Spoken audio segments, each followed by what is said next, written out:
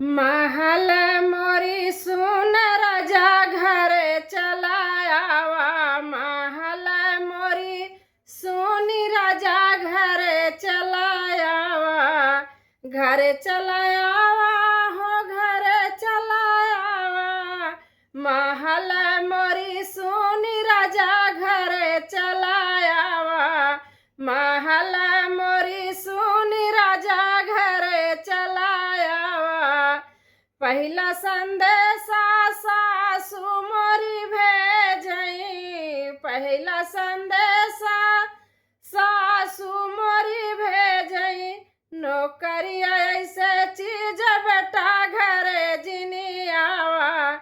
नौकरी ऐसी चीज बेटा घरे जिनियावा। महला मोरी सुनी राजा घरे चलायावा।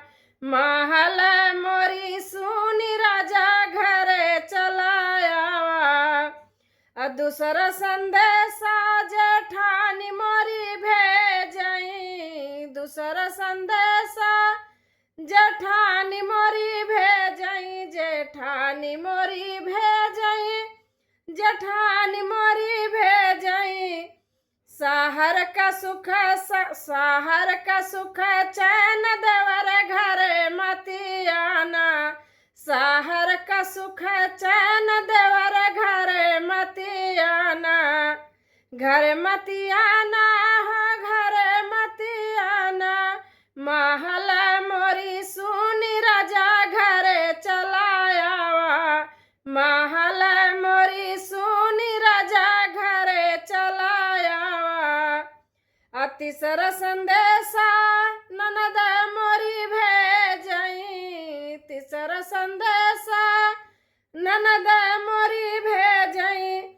ननद मोरी भेजई। ननद मोरी भेजई। रुपया ऐसे चीज भैया घरे मतियाना। रुपया ऐसे चीज भैया घरे मतियाना। महल मोरी सुनी राजा घरे चलायावा। महल मोरी सुनी राजा घरे चलायावा। घरे चलायावा हो घरे चलायावा। घरे चलायावा हो घरे चलायावा।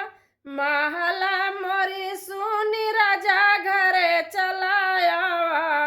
महल मोरी सुनी राजा घरे चलायावा।